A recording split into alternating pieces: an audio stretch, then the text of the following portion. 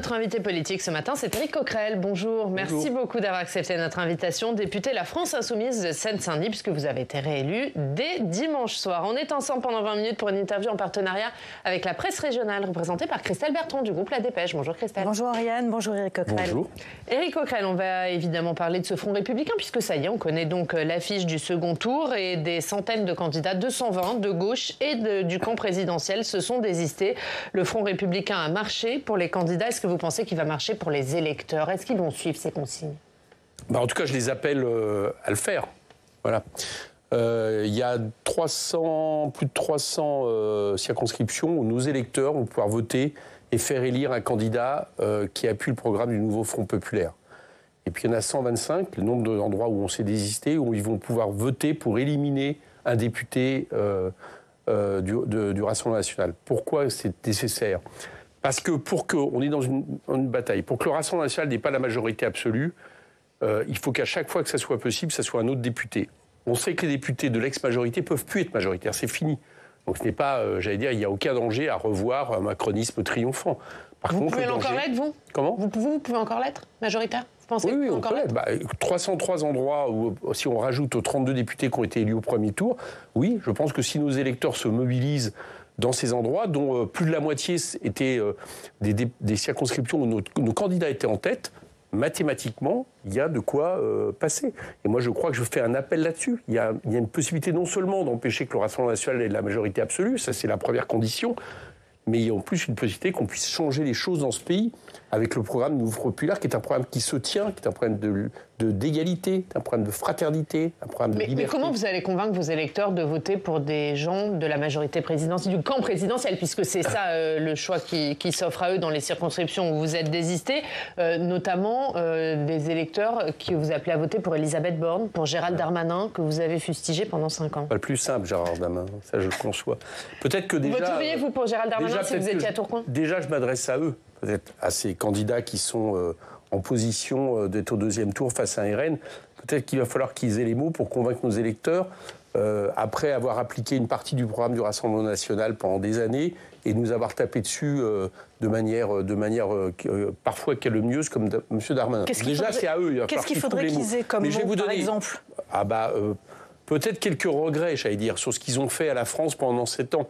Vous avez des idées précises sur les regrets ? Que ce soit imposer une réforme des retraites par la force, sans majorité à l'Assemblée, sans majorité dans la population, sans majorité avec les syndicats, que ce soit proposer des lois immigration qui incluaient la préférence nationale, qui était une façon de banaliser le RN, puisque c'est le cœur du programme du RN. Bon. Donc tout ça, il va peut-être trouver les mots. Mais moi, j'ai un autre argument, voilà, qui est un argument, j'allais dire, électoral. Il faut empêcher le Rassemblement national d'avoir la majorité absolue pour que nous, on puisse espérer l'avoir. Voilà, c'est tout simple. Donc, dès lors qu'on élimine par les urnes, bien évidemment, un candidat du Rassemblement national, c'est une chance de plus pour que nous puissions appliquer notre programme. C'est ça l'élément principal qui me semble aujourd'hui déterminant. À partir du moment où M. Darmanin, Mme Borne ne peuvent plus être majoritaires, c'est plus eux qui vont gouverner. Voilà, vous dites aux électeurs, il n'y a plus de danger, quoi. De leur côté, il n'y a plus de danger. Par contre, il y a un danger d'extrême droite dans ce pays, raciste, xénophobe, avec lesquels je fais quand même une différence. Par exemple, avec quelqu'un comme Mme Borne, je continue, pour ma part, à considérer qu'il y a des partis républicains, il y a un parti qui ne l'est pas. Mais en plus de ça, arithmétiquement, voter pour Mme Borne, c'est, par exemple, je prends Mme Borne, c'est nous donner une chance d'avoir que le RN n'est pas la majorité absolue. Voilà, c'est une bataille électorale. Chacun a son rôle. Je conçois que c'est plus simple pour nos électeurs dans les plus de 300 circonscriptions où nous sommes au deuxième tour de voter, puisqu'ils vont voter pour un programme, ils vont voter pour un espoir. Et puis ailleurs, les autres auront un autre rôle qui sera d'éliminer un candidat du Rassemblement national. D'ailleurs, à ce propos, comment se sont passées les négociations avec l'ancienne majorité, la majorité sortante? Ils ont eu du mal à retirer leur candidat en face de vous. Ça a été un bras de fer pendant 48 heures. Ils ont eu d'autant plus du mal qu'au départ, on était quand même un peu inquiets des déclarations des uns et des autres. M. Édouard Philippe, Bruno Le Maire. Parce que le nini qu'ils ont proposé au départ, ça avait une signification concrète. C'était admettre que le Rassemblement national pouvait avoir la majorité absolue. S'il y a nini, ça veut dire que finalement, dès lors qu'il y a un LFI, on n'utilise pas un candidat LFI pour battre le RN. Donc eux, c'était fait à la majorité absolue. Bon. Heureusement, M. Attal quand même est intervenu de manière plus claire. Je pense que ça a quand même changé les choses. Et à mon avis plus intelligente. Et puis sur le terrain, si vous voulez, il y a des choses très concrètes. Moi, j'ai donné toujours cet exemple et je le redonne. Dans l'Indre, première circonscription de l'Indre, que je connais bien, le candidat numéro 2, c'est François Jolivet. Je le connais bien, il était commissaire, il était dans ma commission des finances. Horizon. La troisième était les filles. Je pense qu'il a été très content que notre candidate se retire et n'entende pas les déclarations de M. Édouard Philippe. Donc les choses se sont un peu faites comme ça en équilibre entre circonscriptions et chacun a compris que l'intérêt commun, c'est de ne pas laisser passer le RN qui était en tête. Donc voilà comment ça se termine. Vous aussi, il y a quelques petites exceptions, notamment dans la circonscription d'Aurore Berger. La ministre ou votre candidat, le candidat LFI, ne voulait pas se retirer alors qu'il y a une menace du Rassemblement national et que vous êtes arrivé 3e. Vous comprenez cette décision ? Elle était... excusez-moi, je ne connais pas la situation de... Alors, Aurore Berger est en tête. Elle était en tête. Elle a 34%. Le Rassemblement national est second à 28%. Et votre candidat LFI est 3e à 22%. Nous, le mot d'ordre... Alors, déjà, Mme Aurore Berger fait partie de ces gens pour qui c'est quand même très difficile. J'étais en face d'elle dès dimanche soir où elle était une des farouches partisans du Nini en disant qu'il fallait trier avec l'humilité qu'on lui connaît. Donc je conçois que ça soit très difficile. Mais en plus de ça, nous, nos mots d'ordre étaient, à partir du moment où un RN était en tête et qu'on était 3e, on se retire. Ce qui n'est pas le cas de Mme Berger. Et après, c'était un peu à l'appréciation de la circonscription de considérer s'il y avait un danger RN malgré tout, même s'il n'était pas en tête. Par exemple, quelqu'un qui a 1 ou 2 points, on peut considérer que c'est en tête. Bon. Par exemple, Gérald Darmanin, il est arrivé en tête et vous vous êtes retiré. Oui, mais... Eh bien, justement, c'est-à-dire qu'il y a une appréciation laissée localement. Notre candidate a estimé qu'il y avait un risque et elle l'a fait. Je ne connais pas la situation les Yvelines. Sans doute que nos candidats ont estimé qu'il n'y avait pas de risque dans cette circonscription. Il y avait un écart suffisant et que c'était à Mme Aurore Berger de confirmer son élection. Donc, je vous réponds un peu comment les choses se sont passées. Mais globalement, moi, ce que je constate, c'est que sur les 220 désistements, il y en a plus de 125 qui sont des désistements de Nouveau Front Populaire, donc très largement. Et là-dedans, on prend une part importante puisqu'on prend plus de 50 circonscriptions, on se retire. Donc, globalement, ça a bien fonctionné, quoi. Alors justement, les candidatures ont été déposées hier soir, donc on a une visibilité un peu plus claire sur ce qui va se passer dimanche. Combien de sièges est-ce que vous espérez pour LFI ? LFI. Pour LFI, oui. Écoutez, si je regarde un petit peu les répartitions... non seulement le Nouveau Front Populaire peut être majoritaire, mais à l'intérieur du Nouveau Front Populaire, de par la répartition, on peut être le plus gros groupe à l'intérieur du Nouveau Front Populaire. Voilà, si le Nouveau Front Populaire est majoritaire dimanche, nous, on est le plus gros groupe à l'intérieur du Nouveau Front Populaire. C'est juste la traduction arithmétique du partage des circonscriptions. Vous pèserez un peu moins lourd, en revanche, au sein du Nouveau Front Populaire. Est-ce que c'est un problème ? Écoutez... Si c'est le problème, je prends. Je veux dire, si on en est là dimanche, c'est-à-dire si on en est au fait de savoir qu'on pèsera un peu moins lourd dans une majorité qu'on ne pesait dans une opposition, je prends cette situation, d'autant plus que dans les différents groupes du Nouveau Front Populaire, moi, ce que j'observe, c'est qu'on est lié par un programme. C'est ce qui me semble important aujourd'hui. Moi, je me sens un député Nouveau Front Populaire pour appliquer le programme du Nouveau Front Populaire. Voilà. Et qui pourrait être appliqué, parce que là, c'est un programme que vous avez fait en quelques heures. C'est un programme électoral, on va dire. Est-ce que c'est un programme qui tiendra sur le long terme, tant les divergences sont nombreuses sur plusieurs points ? Non, justement, moi, j'ai toujours pensé qu'elles n'étaient pas si nombreuses que ça. Pas ici, mais il y a plusieurs de vos confrères qui pourront témoigner. Moi, au moment même où la NUPES était la plus divisée, j'ai toujours pensé qu'elle pourrait se réunir s'il y a un danger d'extrême droite. Parce que la gauche l'a toujours fait dans ce pays. Donc c'est ce qu'elle a fait. Bon. Et elle l'a fait. Pourquoi elle a pu le faire ? Parce qu'en réalité, la NUPES, ça datait d'il y a 2 ans seulement. Et on avait fait un programme qui tenait la route. Il tenait d'autant plus la route qu'il a été traduit pendant 2 ans à l'Assemblée nationale par des amendements, si c'était commun, en tout cas identiques, par des propositions de loi qu'on avait fait ensemble. Donc en réalité, on avait décliné. Même dans les moments où on était divisés, on avait continué à décliner ce programme. C'est pour ça qu'il a pu se faire rapidement en 4 jours. C'est pour ça qu'on a pu le chiffrer, parce qu'on s'appuyait sur des amendements qu'on avait présentés ensemble. Donc pour vous répondre, non, je ne pense pas qu'il ait été fait à la va-vite. Et s'il a été fait, c'est parce que ça fait 2 ans que, mine de rien, la gauche, dans son ensemble, avance désormais sur un programme qui est à nouveau un programme de gauche, un programme de rupture. Et donc je pense que, oui, il nous donne la capacité de gouverner avec cohérence. Sur tous les points ? Oui. Oui. Parce qu'il y a par exemple des points que vous avez un peu mis sous le tapis. On pense à la question du nucléaire. Non, on l'a pas mis sous le tapis. Du tout. Qui n'est pas un petit détail. On l'a pas du tout mis sous le tapis. Il y a une cohérence entre vous sur la question du nucléaire? Non, il y a des désaccords, mais on l'a pas mis sous le tapis. On a une proposition très concrète. On dit, pendant les 2 ans qui viennent, jusqu'en 2027, il y a des nouvelles élections. Bien, jusqu'en 2027, on ne construit pas d'autres centrales, mais on n'en ferme pas non plus. Par contre, on met le paquet sur l'énergie renouvelable. On a, je crois, de mémoire 10 milliards qu'on met sur l'énergie renouvelable. Et en 2027, on sait qu'à nouveau, il y aura un choix citoyen, il y aura des débats entre nous. Moi, je vais vous dire sur le nucléaire ce que je crois qu'il faudrait, parce que ça partage en réalité tous les groupes. Je pense qu'il faudrait un référendum. Voilà. Un vrai référendum, un vrai débat sur l'énergie, parce que c'est un beau débat. Avec quelle question, du coup? Eh bien, de savoir si on continue le nucléaire en France. Voilà, c'est la question. Vous savez, Mais c'est quoi, pour ou contre la construction de nouvelles centrales, oui, pour ou contre la fermeture de réacteurs? On voit bien que là, au moment où on en arrive là, la question n'est pas la fermeture des réacteurs. Les réacteurs, ils vont dans les décennies à venir. Personne n'a jamais dit on va fermer tout de suite les centrales nucléaires. Ça, ce n'est pas la réalité. On a toujours dit quelle est la question, et c'est est-ce qu'on les prolonge? D'accord, grand carénage. Et puis surtout, est-ce qu'on construit des EPR qui, du coup, nous renvoient de manière industrielle et économique vers un redéveloppement du nucléaire de manière inévitable? On ne peut pas construire un seul EPR, vous voyez le problème qui se pose. Bien. Donc ce débat-là, on peut l'avoir, ça serait un beau débat dans le pays. Moi, les plus beaux débats dans le pays que nous avons eus, c'est souvent lié à des référendums, le traité constitutionnel européen.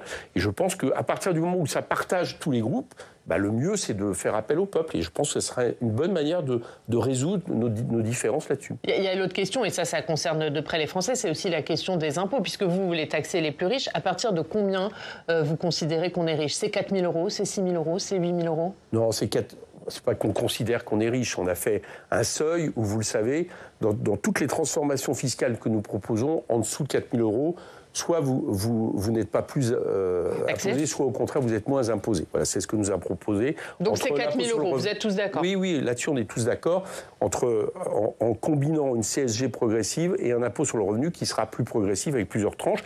Mais surtout, en réalité, ce que nous proposons, je le dis aux Français, c'est de faire l'inverse de ce qu'a fait le macronisme. En 7 ans, le macronisme a fait des cadeaux fiscaux comme jamais n'a été fait aux plus riches détenteurs de capitaux. Et nous, on propose que les revenus repartent vers le travail. Soit par le partage de la valeur ajoutée, on augmente les salaires, soit par une fiscalité qui va avantager les revenus du travail, ou en tout cas arrêter de les pénaliser. Parce que le problème de fond, c'est que je ne vois pas pourquoi quelqu'un n'est pas imposé de la même manière sur son capital que sur le travail. Ça me semble une logique, et en plus, ça rapportera de l'argent à l'État. Christelle. Oui, alors je vais en revenir à de la politique, si vous me permettez. C'est aussi, mais de la politique plus politicienne, on va dire. C'est pas celle que je préfère. Je vous posais quand même la question du poids de LFI au sein du nouveau Front populaire, parce que beaucoup à gauche se sont interrogés sur la présence de Jean-Luc Mélenchon durant cette première partie de campagne. Ce matin, Raquel Garrido a des propos assez forts en disant maintenant il faut passer à l'après Jean-Luc Mélenchon. Première question, est-ce que vous êtes d'accord avec certains qui considèrent que Jean-Luc Mélenchon est intervenu dans le débat pour inciter ou décourager les électeurs socialistes ou écologistes d'aller voter? Alors, je vais vous répondre rapidement parce que je me méfie comme la peste de tout ce qui peut entraîner une polémique dans un moment où on doit être unis. Mais je vais vous répondre. Je pense que tous ceux qui ont fait l'erreur avant ce premier tour, nos candidats du Nouveau Front populaire, de taper sur Jean-Luc Mélenchon, de le critiquer, s'en sont mordus les doigts électoralement parlant. Voilà, regardez bien les résultats de ceux qui accèdent au deuxième tour, mais dans des grandes difficultés, ou ceux même qui ont été éliminés. Donc vous parlez des gens de chez vous, vous parlez de Raquel Garrido, d'Alexis Non, Corbière. pas du tout, je ne parle pas du tout des gens de chez moi. Je parle par exemple de M. Roussel, qui malheureusement est battu par un candidat du RN, je dis bien malheureusement, mais n'empêche pour vous, c'est parce qu'il a tapé un de ceux qui a le plus critiqué Jean-Luc Mélenchon et qui a plus critiqué en plus LFI et en plus en reprenant parfois les arguments de la droite. Et pour vous, c'est lié. Je remarque que François, et je le regrette, moi j'appelle les gens à voter pour François Ruffin, à l'élire député. Mais je remarque que je ne suis pas sûr que ça l'ait beaucoup aidé de critiquer Jean-Luc Mélenchon dans les derniers jours. Vous savez pourquoi? Parce qu'il reste des millions de personnes qui se sont déplacées aux urnes au premier tour et qui continuent à se reconnaître, non pas seulement dans Jean-Luc Mélenchon, mais dans le programme que nous portons. Si vous critiquez Jean-Luc Mélenchon, les gens comprennent très bien qu'en réalité, vous critiquez le programme de rupture que nous avons réussi à imposer à gauche, et dans ces cas-là, ils vous sanctionnent. Donc je pense que c'est ça la leçon. Donc pour vous répondre, je ne crois aucunement. Je pense que, et ceux qui s'y sont prêtés je vous dis, ont eu des soucis avec les électeurs. Je ne crois en aucunement que quelqu'un qui se dit « je ne suis pas d'accord avec la forme que peut prendre Jean-Luc Mélenchon ou tous les aspects du programme qu'il peut porter, etc., qui est quand même le programme du Mouvement populaire, du coup n'a pas été voté pour un candidat du Mouvement populaire. Je n'y crois pas. Voilà, je pense que ça, c'est une fiction. Vous ne pensez pas qu'un électeur socialiste puisse hésiter, ou un électeur macroniste d'ailleurs aujourd'hui, puisque la question se pose, puisse hésiter à mettre un bulletin dans l'urne quand il voit Jean-Luc Mélenchon, Rima Hassan à ses côtés dimanche soir? Il hésite peut-être, mais il vote. Parce qu'il voit la différence et qu'il sait qu'on a un programme, il regarde le programme. Vous savez, les électeurs de gauche, ils ont ça de particulier, comme je ne dis pas que les autres l'ont pas, hein. Il se trouve que nous, on a fait l'effort de présenter un projet, un programme. Ils regardent aussi, c'est ça la grande tradition de la gauche. Pourquoi croyez-vous que nous ayons un des plus gros taux de participation à ces élections législatives depuis 81? Parce que comme en 81, on votait pour un programme commun. Les électeurs de gauche vont aller, c'est les sondages là qui le disent, sont plus nombreux à aller voter pour faire barrage au Rassemblement national, que les électeurs du centre. Est-ce que justement, c'est pas eux que vous effrayez en affichant cette image? Encore une fois, alors surtout en affichant. Peut-être qu'il faut s'interroger sur l'image que les médias affichent. C'est Jean-Luc Mélenchon qui se présente dimanche soir quelques minutes après 20 heures. J'entends une petite musique, regardez. D'accord, mais quand on répète sans arrêt dans les médias, j'étais tout à l'heure en maquillage, je regardais votre banc-titre, est-ce que Jean-Luc Mélenchon est frais, etc. C'est pas seulement quelque chose d'objectif, c'est un message que l'on traduit, et je pense que ce message a été là. C'est ce qu'on entend sur les marchés. Je pense que, écoutez, sur les marchés, excusez-moi, sur les marchés, j'ai entendu plein de gens qui soutiennent Jean-Luc Mélenchon et les filles, et qui, d'ailleurs, l'ont tellement fait, c'est qu'aux européennes, par exemple, dans mes circonscriptions, mais pas seulement, et qui concerne quand même des millions de Français, on était en tête. Mais encore une fois, ce que j'ai eu beaucoup, c'est qu'effectivement, il y a des fois des désaccords, mais figurez-vous, il y a des fois d'autres désaccords. Par exemple, je ne suis pas sûr que tous nos candidats, tous nos électeurs et les filles qui étaient majoritaires aux européennes dans ces circonscriptions aient eu plein de bonheur pour voter pour François Hollande, qui représente quand même une gauche qui a failli, qui nous a donné Macron. N'empêche, ils l'ont fait, parce qu'ils ont considéré que même François Hollande, il était porteur du programme du Mouvement populaire. Mais il est plus discret aujourd'hui que les gens de Mélenchon. Vous le trouvez discret, vous, François Hollande? Ça dépend, d'où on se place. Bon, donc, il n'a pas été forcément discret pour nous taper pendant des années là-dessus. Mais je vous donne cet exemple. Donc, je ne crois pas. Voilà, je vous réponds, je ne crois pas. Je crois que peut-être qu'à force de le répéter, à force de l'entendre dans les médias, ça a eu un effet. Je constate juste qu'électoralement, ça n'en a pas eu. C'est-à-dire qu'électoralement, y compris dans les circonscriptions rurales, je parlais avec, je ne dirais pas des noms, mais je parlais hier avec des députés qui avaient un peu ce genre de réaction, mais après on regardait, ils s'apercevaient qu'ils avaient eu un vote très important à gauche, numériquement très fort. Après, il y a des problèmes parce que le RN, lui aussi, est monté. Mais il y avait, par rapport à 2022, un score qui était plus important. Donc ça montre bien que, quelque part, non, les électeurs ne se sont pas... n'ont pas voté en se disant je ne vais pas voter parce que je vois trop Mélenchon. Par contre, il y a des millions qui ont voté en se disant je suis quand même rassuré que Jean-Luc Mélenchon soit toujours là et que le programme du Mouvement populaire s'inspire très largement du programme de LFI en 2022. Un mot, puisqu'il y a des duels qui seront fratricides pour la France insoumise, notamment pour Alexis Corbière et Daniel Simonet, qui ont face à eux des candidats investis par le nouveau Front populaire. Est-ce que vous les soutenez, Alexis Corbière et Daniel Simonet ? Moi, là-dessus, j'ai un mouvement qui a pris des décisions et je ne m'éloignerai pas de décisions qu'il a prises. Je vais vous dire le fond de ma pensée. Je pense, et je n'en dirai pas plus, je pense qu'il y a une tradition à gauche qui veut que quand vous avez deux candidats de gauche au deuxième tour, le plus mal placé se retire. Voilà.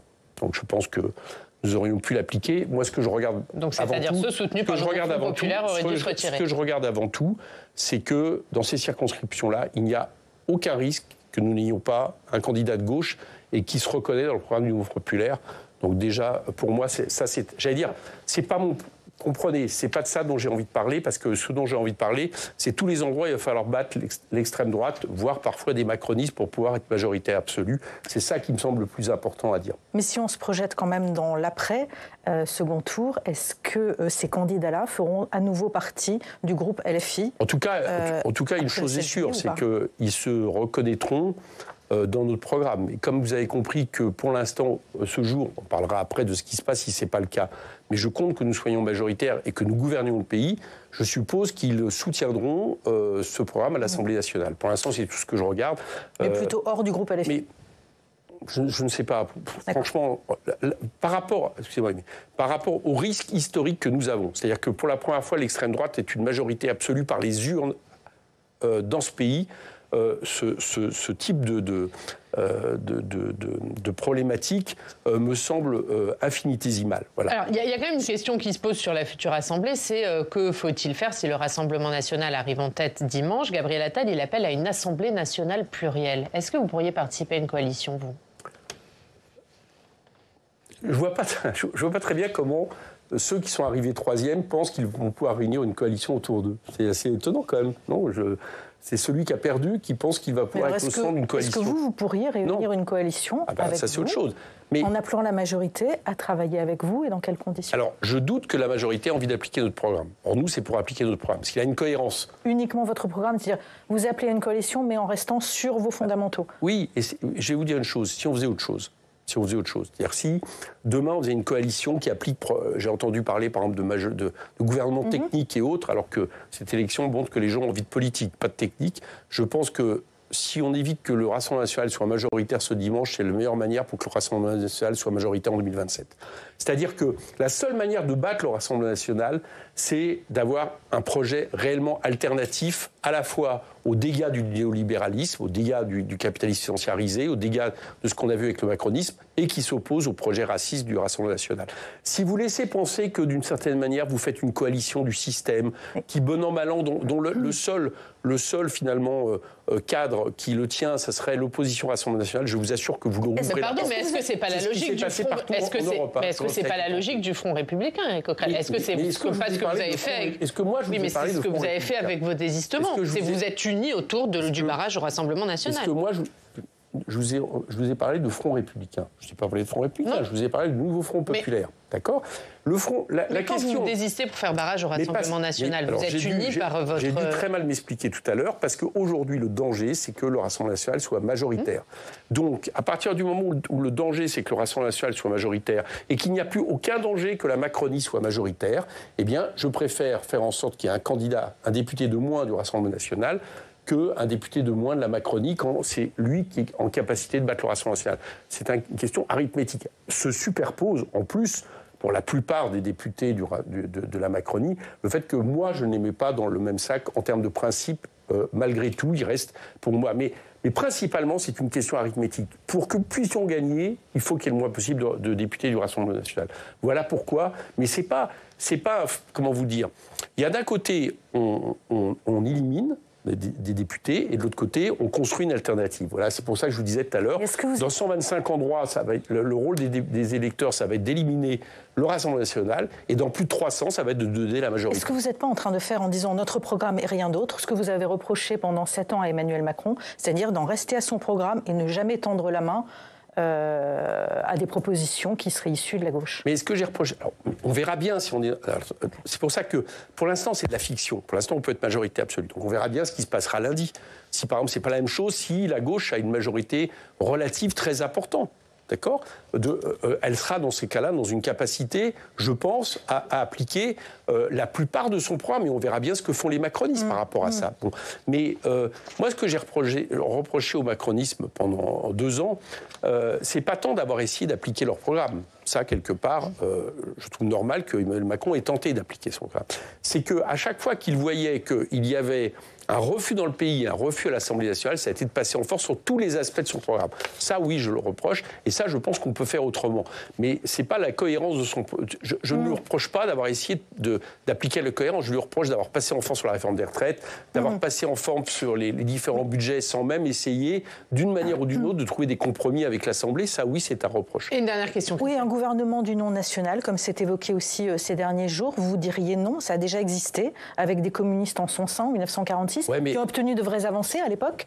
Excusez-moi, on n'est pas tout à fait à la même situation. Parce que au moment du Conseil national de la résistance, on a un programme de gauche, voire un programme révolutionnaire qui nationalise... Avec des gens de droite. Voilà, bon, la sécurité sociale. Oui, mais les gens de droite, ils soutiennent un programme de gauche, d'accord? Si demain, nous avons une majorité relative et qu'il y a des gens du centre et autres qui ont envie de soutenir un programme de gauche, qui est le nôtre, dans son ensemble, moi je dis OK, banco. Mais c'est pour ça que la comparaison, elle est compliquée. Je n'ai pas entendu dans les propos de M. Attal, pour tout vous dire, quelque chose qui signifie ça. Au contraire, il dit... Le retrait de l'assurance chômage, ça ne suffit pas, quoi. Comment? Le retrait de l'assurance chômage. chômage, de la réforme de l'assurance chômage. Parce qu'en même temps, il dit par exemple pas touche aux impôts. Ça veut dire en réalité pas touche aux cadeaux fiscaux qu'on a fait aux plus riches, qui est le cœur du macronisme. Vous comprendrez que ça, c'est quand même compliqué d'imaginer qu'on gouverne ensemble. Merci Éric Coquerel. Merci beaucoup d'avoir été notre invité. Christelle, on va regarder la une de la Dépêche. Deuxième tour, le grand ménage. C'est à la une de votre journal. Merci Christelle. À la semaine prochaine, on continue à parler de ces législatives tout de suite dans le club.